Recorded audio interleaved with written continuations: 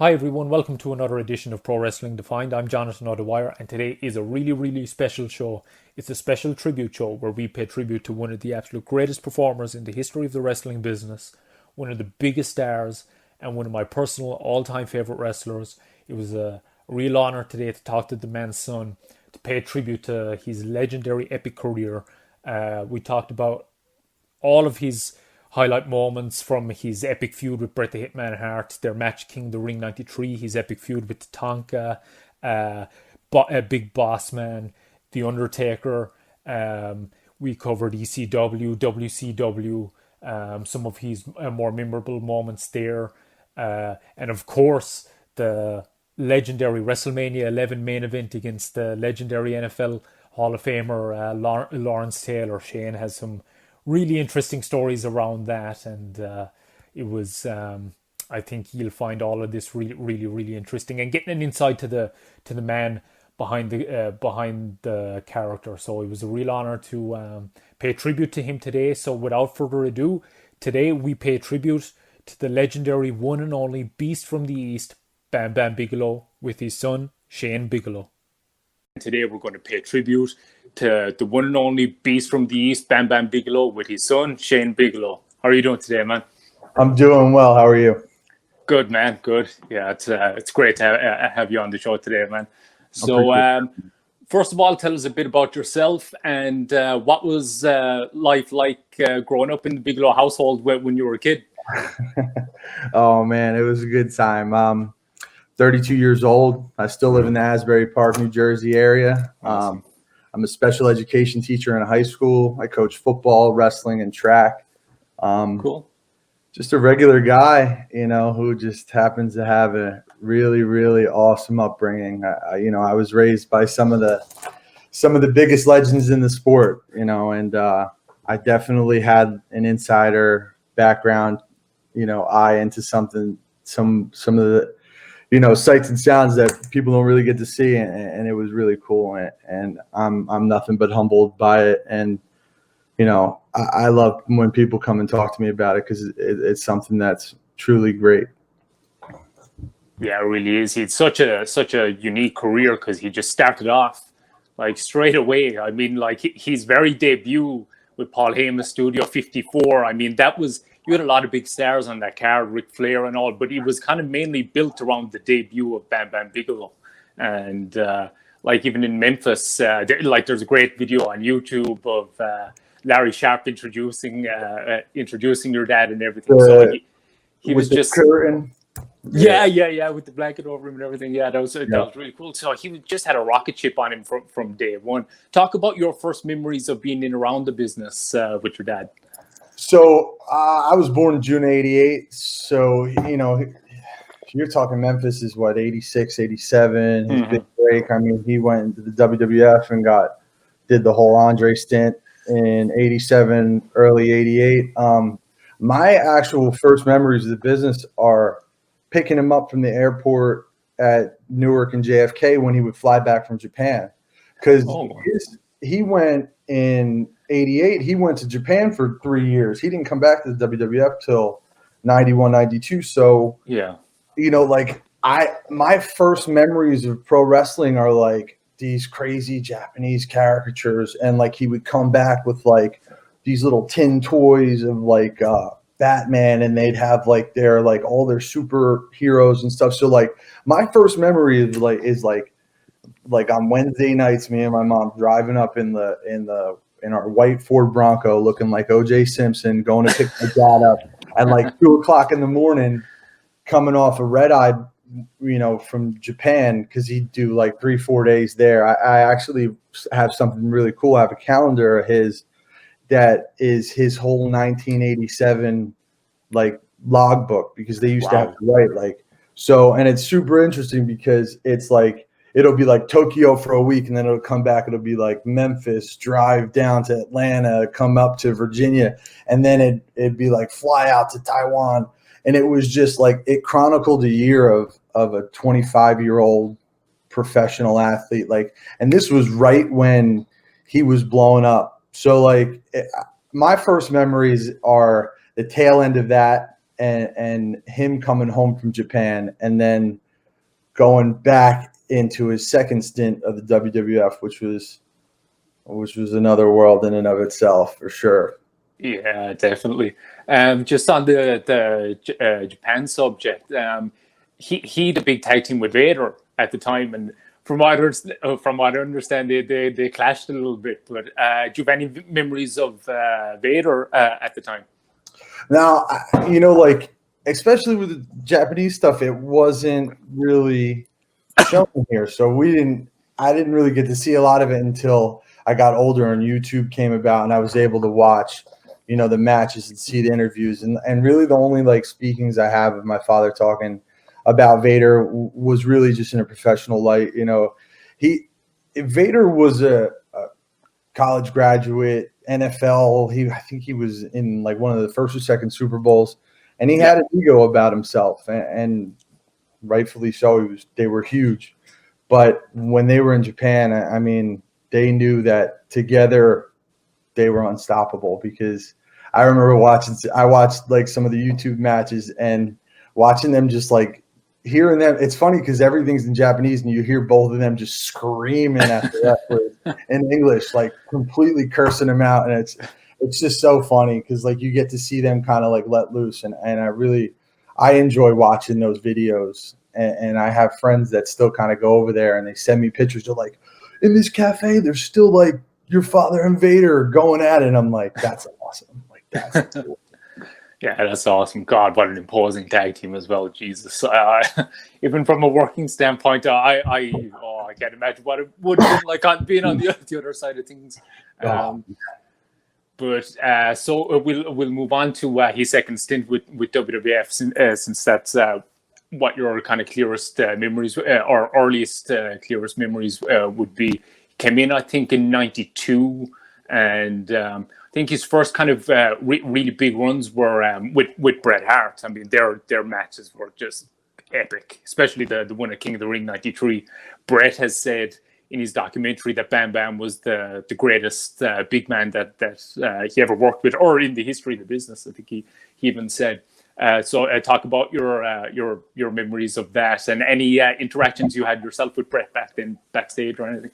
I was a huge Bret Hart fan. Yeah, huge Bret Hart fan. And what's funny is they're all in the same locker room and they're sitting in the back. And you know how Bret Hart used to have the glasses gimmick where he'd rip them off and he'd throw them into the stands. But like all the kids got the cheap. They were like knock off 3 glasses and they like had an elastic band.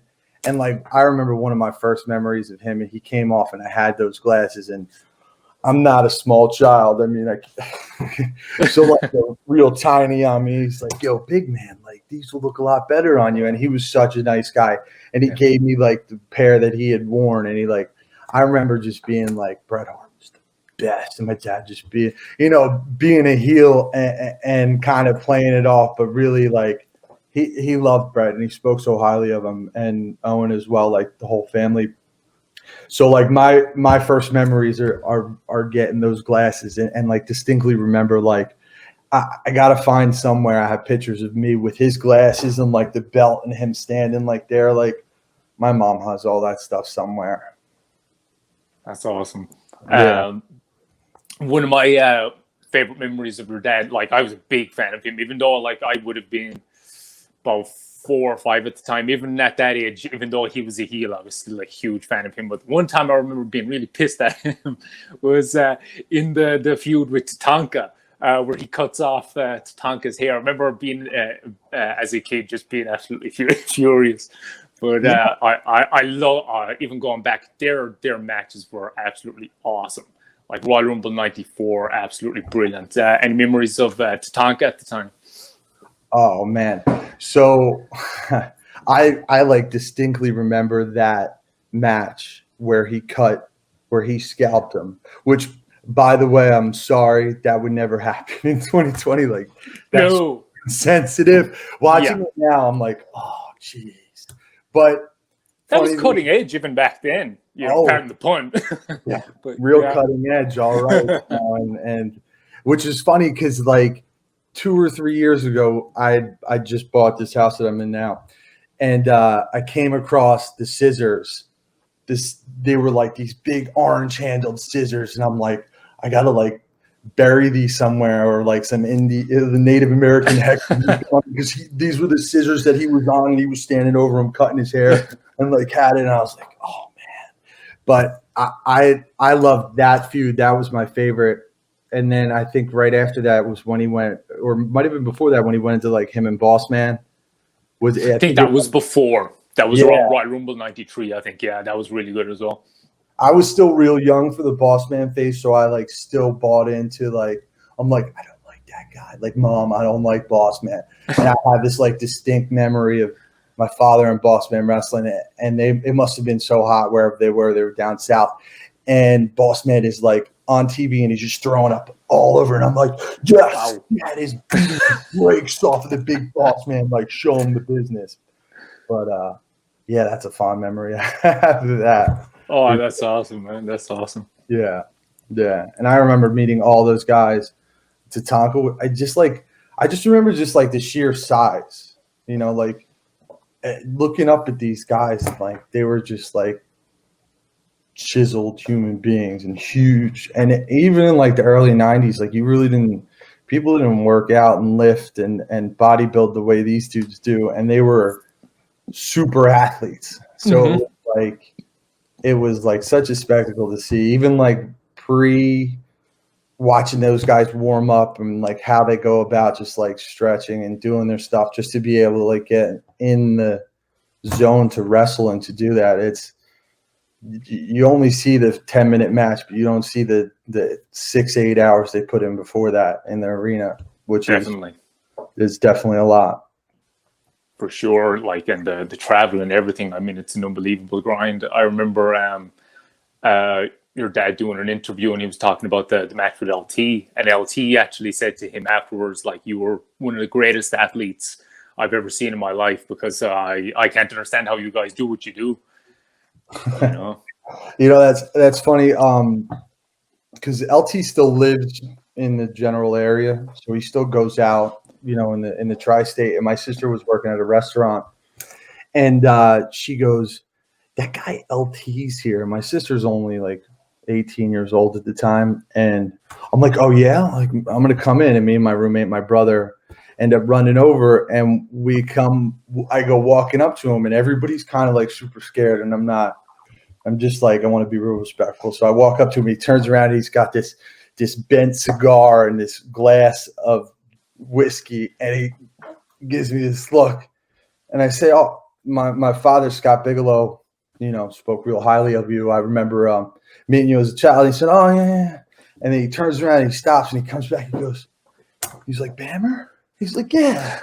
Like, yeah, I remember meeting you. You know, you were in my house when I was a kid for a pool party and barbecue. He was super nice. He's like, your father, man. He goes, I don't know how they did it. He goes, your father, one of the best athletes I ever met in my life. And my buddy who's standing next to me, we both played college football together, and he's a big dude. I'm my father's size. He's, you know, equal my size. He's looking up at this guy like, and he like can't even speak, and we're just talking. And he turns to my buddy. He's like, "What's up, big man?" And my buddy's like, but he was super cool. His manager Dino, who was a real good friend of my brother's godfather, who is Doink the Clown, Ray Liccamelli, or Ray Apollo. And so we've gone up to his diner, and you know, we catch up every few years, which is really nice. That's super cool, man. I'd actually love to I don't think I've ever seen an interview with LT where he's talked about the match. I'd love to get his perspective on it someday. Definitely. I would like to hear it, because like every time they show it as like almost like a down point in LT's career. And I don't really think so. Like, it kind of kept him going, and like, it's like, hey, there's LT, he's still doing good, slapping Bam Bam Bigelow around. And then, you know, my father got out of the WWF right after that, and that was cool. That was in Hartford, Connecticut. I remember going to that show and like staying in the hotel and like being on like the 60th floor, and it being like a real big spectacle, and like Salt and Pepper opened up for him, and I was like 6-7 years old. I was like, yeah, shoot, was my like, damn. That was that's what I remember. A lot of that. Yeah, for sure. Oh, that's awesome. I'd say even the lead up to that must have been crazy with all the media exposure as well, because that was on the news over here even at the time. Like it was really big mainstream stuff. And I think even a lot of the boys actually, a lot of the wrestlers even backstage were kind of fooled by the initial push at the Royal Rumble, the way they set it up. You know, it was really, really well done. Like, and what's funny is like leading up to that, they trained together for months. Yeah. So like the whole, I forget what show it was where, he pushes him, slaps him, and then like leading up to that, like they were 4 to 6 times a week. They were training together. They were going out and playing golf, like because LT's a golfer. He's got to get his rounds in. So, and my pops was a golfer too, so like they loved it. They'd be like, "Okay, we good? This, that." They'd end up probably go out golfing more times than not. But you know what? It was a testament. Like you knew that at the time that he could carry him, and it showed in the match because. I mean, LT, you get tired running one play in football. Now do that for 15, 20 minutes consecutively. By the end, it was like, get him along. And you see some of the shots on the side of like his like stable or like his boys, all the NFL guys, and they're like watching him just breathe heavy. But that was even though it ranks low, I think that's my number one WrestleMania. It's high on my list as well because, like I was telling you, for about a year, 2 years maybe, that was the only I had an NWA one as well, but it was the only WWF VHS I had, so I watched it over and over and over again.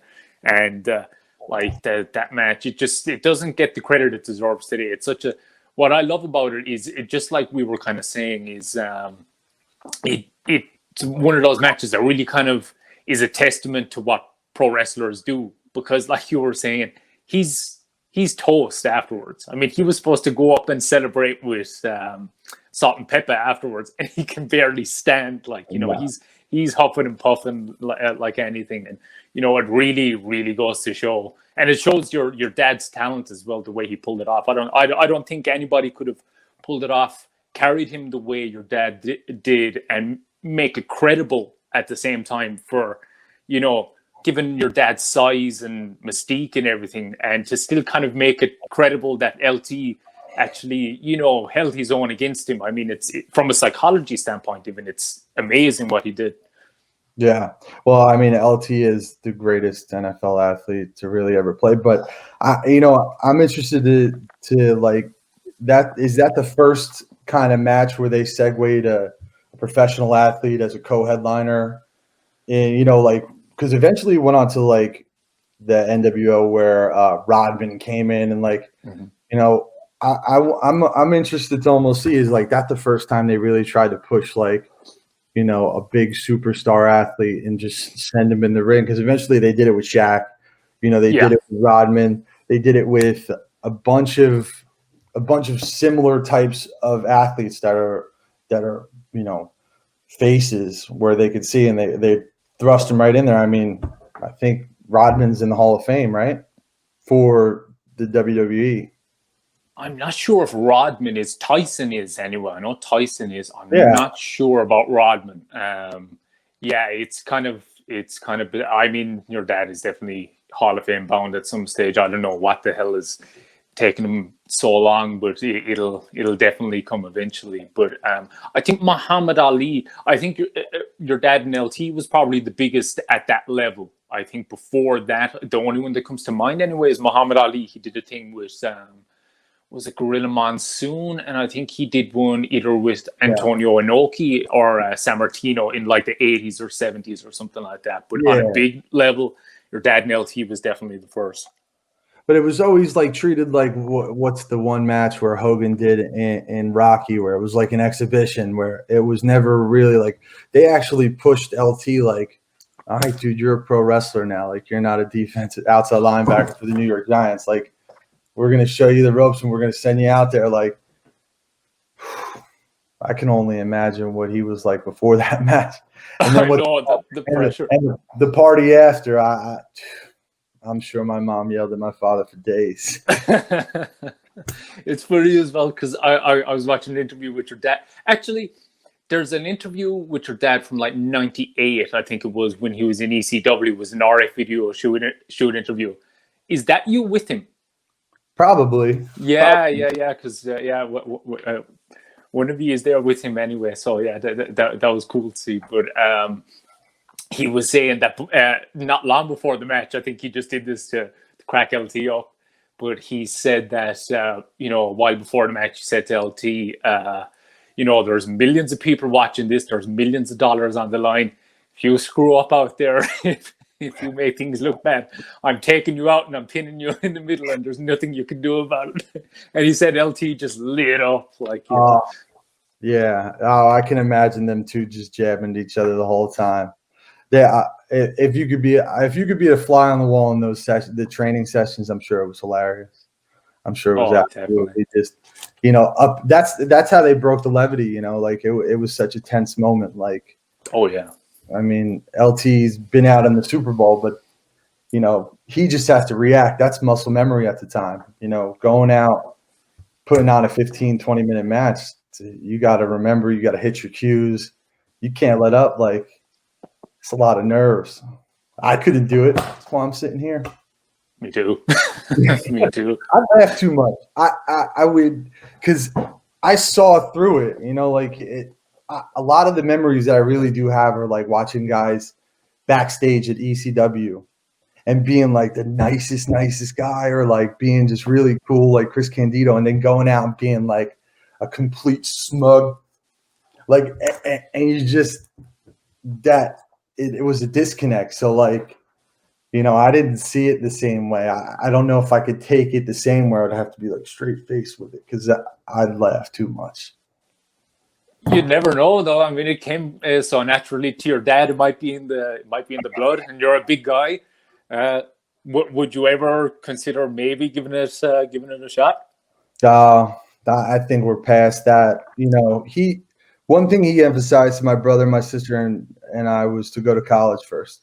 And the few times, because people would always ask, they'd be like, "So when you breaking him in? Like, here's a 300-pound 8-year-old." Like, when getting in the business, like, dude, chill out, And he'd always be like, he's got to go to college first. He can figure it out after that, And I remember a few times distinctly, he goes, after he gets out of college, if he wants to get in that ring, we'll straighten him out real quick and tell him, get out. Like, he was realistic about it, but I think my chances passed had he lived longer. And had he been, still involved, I think that the opportunity definitely would have came about. There was guys, Bubba Ray Dudley definitely pushed big time. He wanted me to. Really? At the time, I was, it was a couple years after he passed away. I was in college, and I was just like, I need to finish this first. I need to, after that, it became just one thing after another, and it became very task oriented. And I didn't really put myself. And I didn't really think about that because that would have been the time that I would have went into it. It was right after he passed, where he went into college, right after I got out of college. But I wanted to make sure my family was all right and just kept plugging ahead. And, the best thing was him, asking that go to college, because I wanted to be a part of wrestling and I wanted to be part of that. And the first thing I did, I became a teacher and I wanted to coach wrestling, even though it's a different aspect, it's still, because he was a phenomenal amateur wrestler. He was, he only really lost. He took third in the States. He got kicked out of school his senior year, but he only lost to Olympians, Bruce Baumgartner, and a few other guys. He was world-class amateur wrestler. So, I mean, my brother was a Division I scholarship athlete, so he'd be down in the basement, just completely beating the brakes off of us every night. But that taught me how to coach, and that made me want to, because for him being a 400-pound guy to be 6'4" and be able to do moonsaults and to learn how to manipulate your body in such a way, it it was such a gift that he gave to my brother and sister and myself, and it's just, it made me a better. I kind of want to pass this on. If I'm not going to go into pro wrestling, if I'm going to use the degree that I have, I want to go, pass these gifts on, because I'm 6'3", 380 pounds. I can move well. I can't do cartwheels like him, but I'm gifted enough to where I can move well, and that's from him taking me down in the basement and doing a cartwheel ankle pick and completely dislocating like my ankle and knee, and just teaching me how to move and trust my body, and that's really what I get now. Is I enjoy coaching. I don't know if I want to step over the lines or under the ropes anytime soon. My brother might have been good. He would have been interesting. Really? Yeah. See, I'm built exactly like my pops. Like, I walk down the street, and because I live in Neptune. He grew up in Neptune. I live right by Asbury. So people were like, "Oh, I had your father in class. He threw a desk at the principal and got expelled." Like, thank you. Oh, all right. But they're like, "Oh, you look just like him. You look just like him." My brother's a stockier build. He looks like a Steiner brother. Like, he's like real stocky. We would have been a good tag team. Yeah. But my brother would have been funny. He would have been interesting, because he was a 197 pound V'd out wrestler. He would have been the build. I would have just been the bulk. We would have good 1-2 punch. My sister could be our manager. Compliment each other well. Yeah, we'd probably end up just beating each other up mostly. But just moving backwards a bit, he had a fairly big house show run actually with the Undertaker as well, and Undertaker just announced his retirement at Survivor Series there recently. Whether it's for real now or not, I guess time will tell. But it looks like it is for now. But any memories of Undertaker from back then, and the respect factor that was between them? Because from what I understand, they were good friends. Yeah, I remember like early memories of like we would travel to a lot of shows that were east of the Mississippi. Everything that really required them to fly and where we weren't missing like school, we would drive out to. So a couple times when we went like down south, I remember like distinctly going over his house a couple times and like meeting him outside of character and just being like, this is a giant biker, like a really, really nice guy. And like, I remember being on like the outside of like watching them, interact and just sitting in the back talking like friends. I loved Paul Bearer, like the whole, that was my guy. And around that time, because my father and Undertaker had the feud, and that was kind of tied and went right in where I remember Yokozuna more around that time, because that went into the Undertaker Yokozuna kind of feud. And I remember they did all like the coffin matches and stuff like that. And I remember being at a few of those and backstage and seeing like this giant like purple coffin or black coffin with purple velvet that they were going to roll Yokozuna into and stuff like that. So like that's the memory I have of that. And I just remember those guys being nothing but like the nicest guys to me, and looking up like Yokozuna's 600-pound guy and super nice, like, because he's part of the Wild Samoan family. And they were really good friends with my father, and I believe they lived out in like Pennsylvania, and they were a very close knit locker room group. And even though Undertaker and Yokozuna and all those guys were like the big push, they were still like looking up to my father and Alpha, Sika, and all those guys, and it was really cool because they treated me with the utmost respect, because they treated him with that, and it was awesome. Yeah, it was really awesome.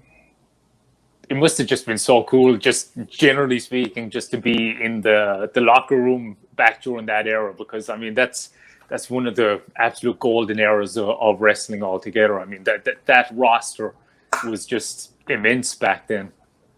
And that's like there were characters. There was, just that those guys were all great, and it was just I like Razor Ramon was that was when he was at his his thing with the and Shawn Michaels and Diesel was shooting. It was such a great time that like my memory after that is like it's like ECW and then it's off, but like that's my golden era right there. That roster. I was actually looking at it before and just going down and like I miss those guys. Like I miss watching that. I don't see, characters where there's like guys have like a whole like storyline that comes to with them and it's known and everybody knows it and it's just I don't know. I'm nostalgic. I like the old school stuff. Yeah, I'm the same. I mean, wrestling is just so in my blood now. I just, I there's still some guys that are good that way. There's a guy in the NXT UK brand that's really good, Walter. He's got this Austrian, kind of like Drago from the Rocky IV movie type of gimmick. He's really, really good. Roman Reigns is really good. So it's starting to make the kind of old school is creeping its way back in. But you just can't beat the old school stuff. I mean, and plus like the business wasn't as open back then as it is now. Like you saw that added to the magic of it back then as well. Like so. It was a really special time for sure.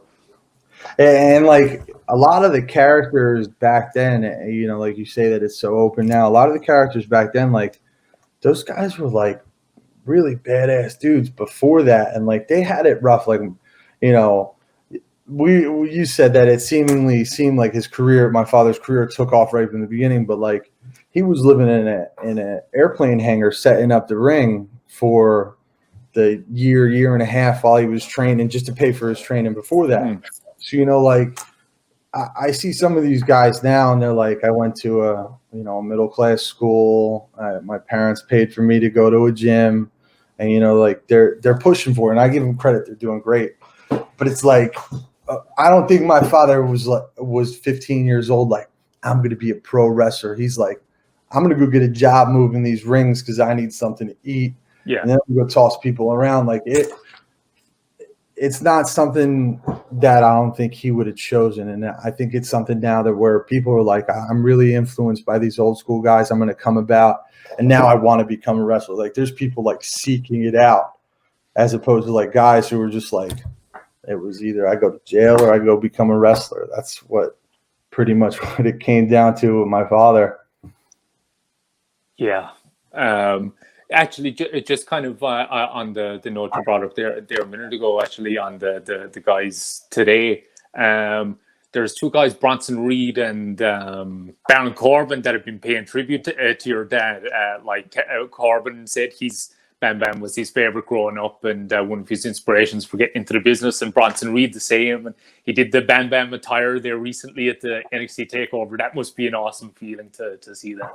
It's so cool because like Instagram's great because so many people, they'll do like artistry and stuff like that, and they'll message me or they'll tag me in it, and somehow it always funnels down to either my brother, my sister, and myself, and they're like, "Did you see this? Did you see this?" So I ended up my closest friends are like super fanboys of wrestling. They're like, "Bro, NXT." They're like, "You got to turn it on." I'm like, man, I'm at football practice. Like, I can't.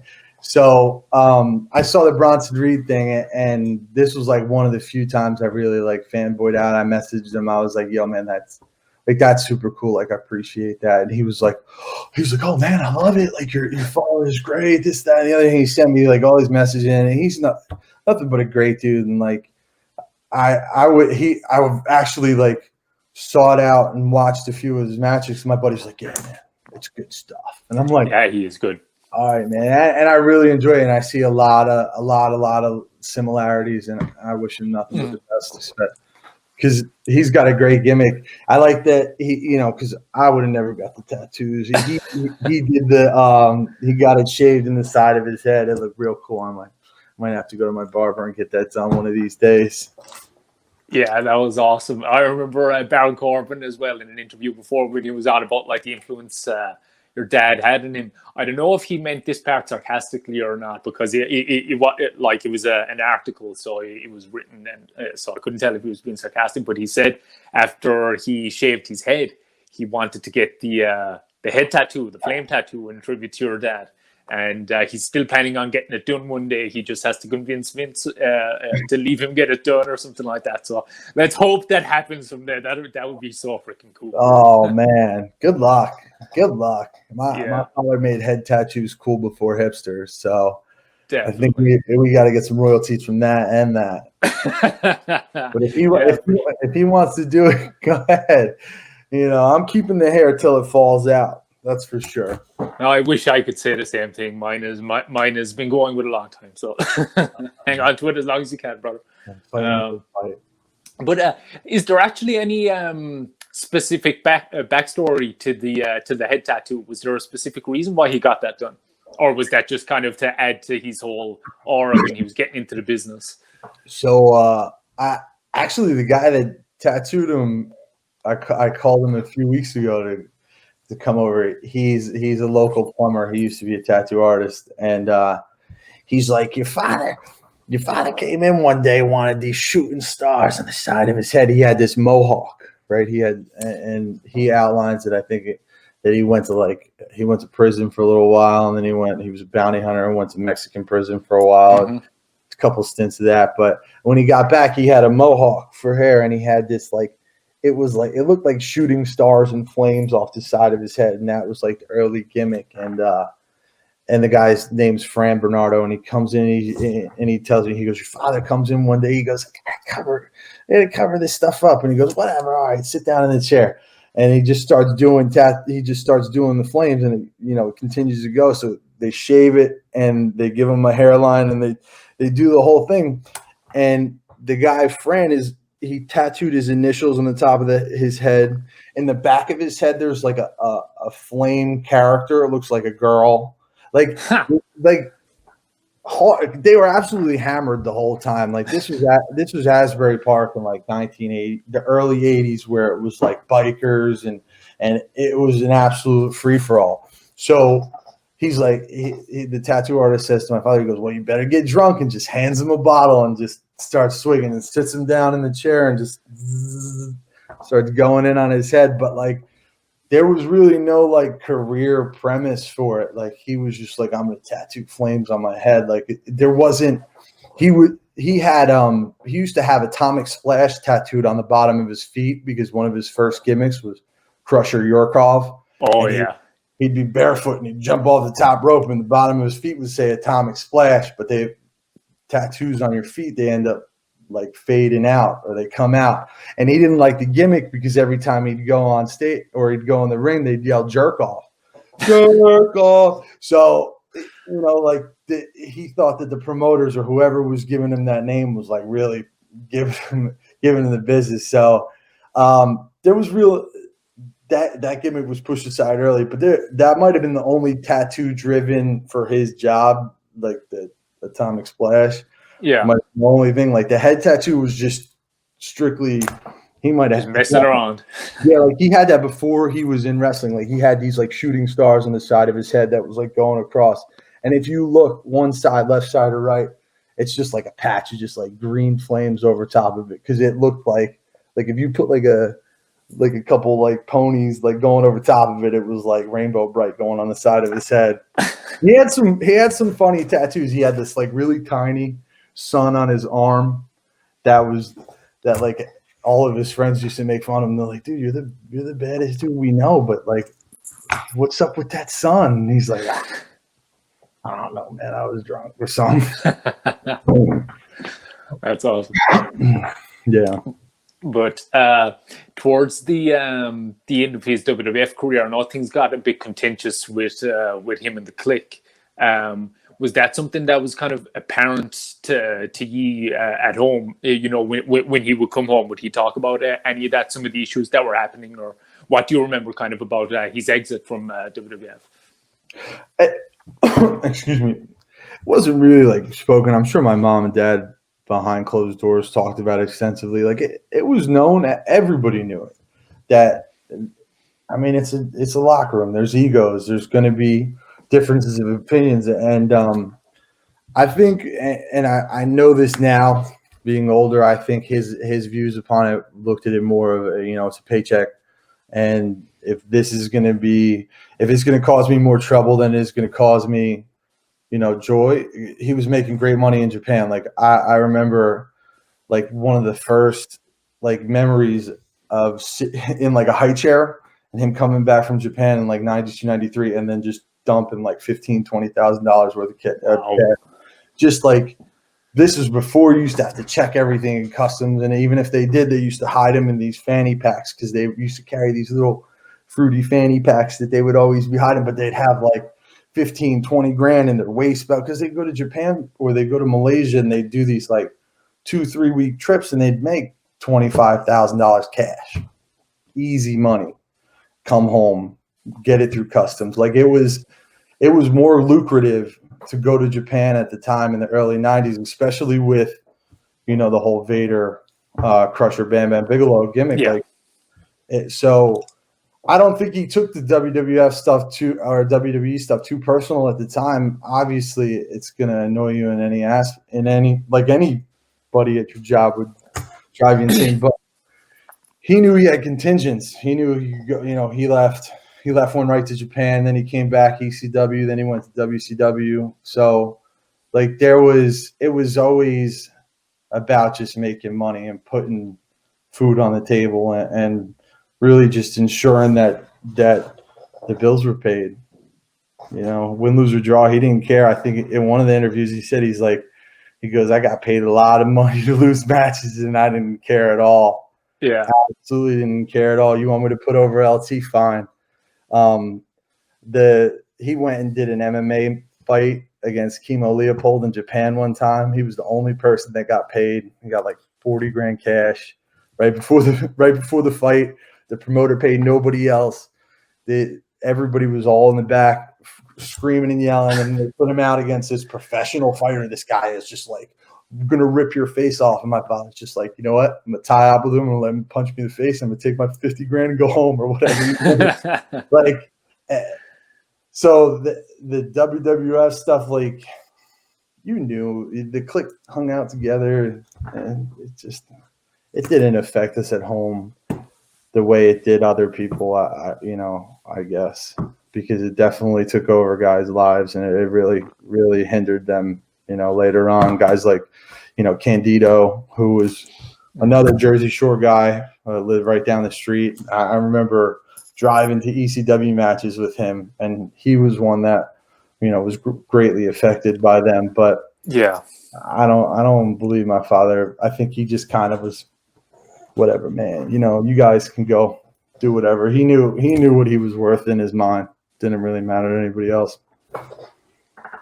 Exactly. And so he moved on to ECW, and from the interviews I've seen with him as well, that seems like it was a really happy time in his career. He had a lot of fun there doing the triple threat with Candido and Shane Douglas. He had an awesome run with Taz. He had some really good matches with RVD, and yeah, he had a really, really good run there. Won the ECW title. Talk about your memories of him in ECW. Those are like, that was 94 to 98. Like, those were the best memories, because he loved it, because it was right in Philly. It was an hour and a half drive. There was 2 or 3 tapings a week. He was still able to go to Japan and make his per diem, cash there. So I remember every weekend being able to go out to Philly. I remember meeting Booker T and those guys out there, and the Dudley boys. The ECW was the best. I loved every single thing about it. Like, so much about what I grew up as, like a filthy, dirty man, old man jokes and stuff like that. That's what I learned. I learned that I was raised by ECW. Like, that's, like, I remember, seeing more fights in the stands or watching guys fight in the stands, like, and being more into that than like the match that was going on, because ECW was just, it was no holds barred in the ring, in the stands. It was just bedlam. And my father would just be like, go ahead. And I'd just get to roam free. and it was the best. It was the best time to be a kid and just to go watch those guys and see watch Spike Dudley come out of the rafters, or it was so cool. I can't even begin. I feel like I have like blackout. I'm like, oh, I remember that one time, or oh, I remember this, I remember that. My fondest memory was the what was it? ECW Living Dangerously, where they did it down the street in Asbury Park, where him and Taz went through the ring. That was amazing. Absolutely insane, because the convention hall in Asbury Park there is really small, but it's got basketball style bleachers all the way up to the ceiling. I remember being up at the top, and this is back when people weren't so sensitive, and everybody was smoking cigarettes and weed and inside, and it was just people just chanting, "You fucked up, you fucked up." It was the best, but I remember just this thick fog of just cigarettes, weed, and sweat in Asbury Park, and then everybody in that arena, that's the best show they'd ever been to in their life, hands down. Because when they went through the ring, that wasn't staged. I mean, to anybody but those two, maybe.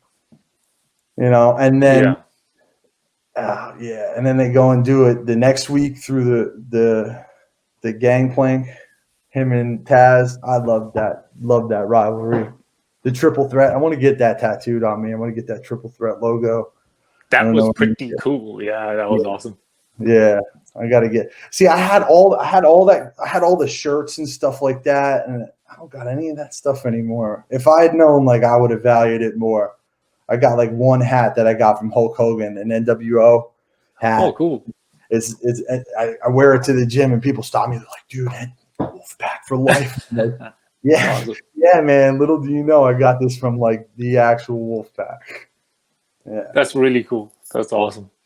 And Paul Heyman obviously was running ECW. Do you have any personal memories of Paul from back then?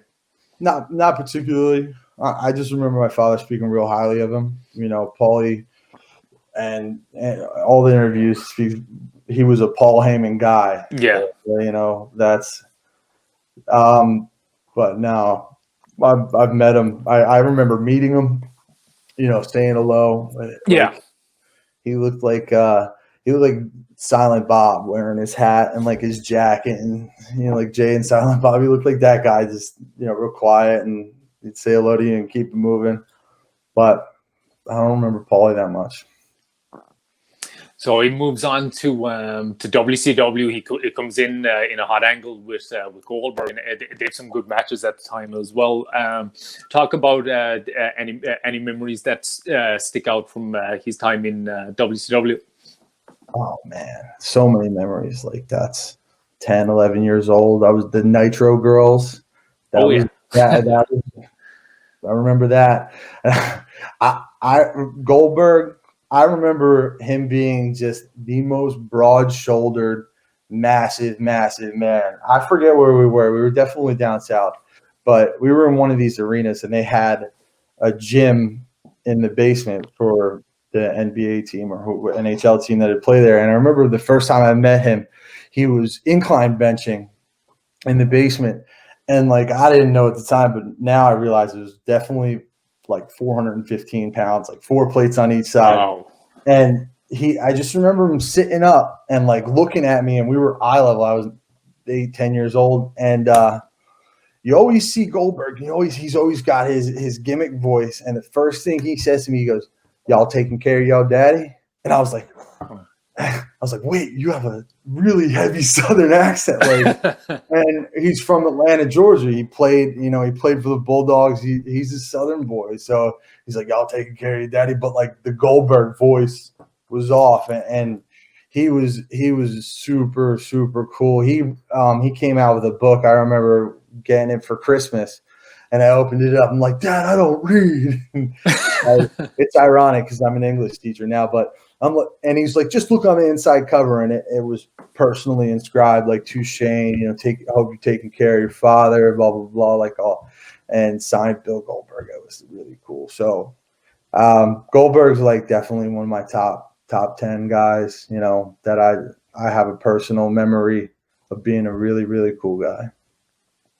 Yeah, he's awesome. I have a picture with him myself back here. I met him here in Ireland there, is it 2 or 3 years ago? He was super cool. One of the nicest wrestlers that's there for sure.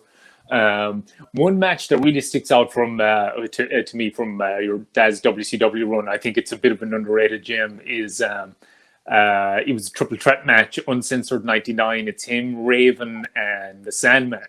Can you remember that one? That really sticks out to me because I had the VHS of that at the time as well. And that was kind of the first, because I didn't have ECW here back then. Or at least I didn't have the channel at least anyway. So I hadn't really seen much hardcore stuff. So like in that match, they just shower the ring with weapons, just absolutely everything. So I was just like, whoa, as a kid, like, it was pretty awesome. Do you remember that one by any chance? I actually have the like still shots of like the professional photographers that are around the ring of that particular match, because I remember they threw in, like the soda coolers for like Pepsi. It was a big green one and it said Surge on it. And, yeah. and it had this like, and it's just a ring. There's like a table and there's like kendo sticks and there's like crutches all over the place, and like Sandman's like wrapped in like just a complete, just like wrapped in total barbed wire. And those matches were like, because it was weird to see it on WCW because it was so familiar in an ECW ring where Sandman was really like slamming the beers on the way out, and like you really got like you were really MFing like the crowd, and it was so much more interactive that like. I feel like when it happened in WCW, people were just like, but those matches, there was a few of them, right? They did, I think Sandman's debut in WCW was against my father. That's how they like brought him in as like, we're bringing the whole hardcore thing going on. So there was like a series of matches. And I remember distinctly one where he was pushing like a custodian cart of just like a bunch of different like weapons down like the gangplank and to go to the match. I think that's the one with Raven and Sandman, and he's got this like bandage over his eye because he definitely caught something in the head. And I remember that because he had this like, I don't know what, he had varying phases of his facial hair, but he had this just like circular patch for a number of years that was just like, what do you shave? Like, the beard, but he had that patch and he had this eye patch here over his head, and I remember laughing at it because you look at it and the entertainment value is broken. It's just like that's dad, at work. So you kind of look for like the breaking character where you can kind of see the personality of the man that I know. Yeah. Now, and like you could see it a lot in the ring, and it's something cool to definitely watch and see it from a different perspective. One thing I didn't know up till the last couple of years, I think I heard about it, was he actually saved a couple of kids from a burning building, and he got burns on a big portion of his body from that. Talk about that, and just talk about like the side of your dad that people didn't get to see on TV. How good of a father he was, and that type of thing.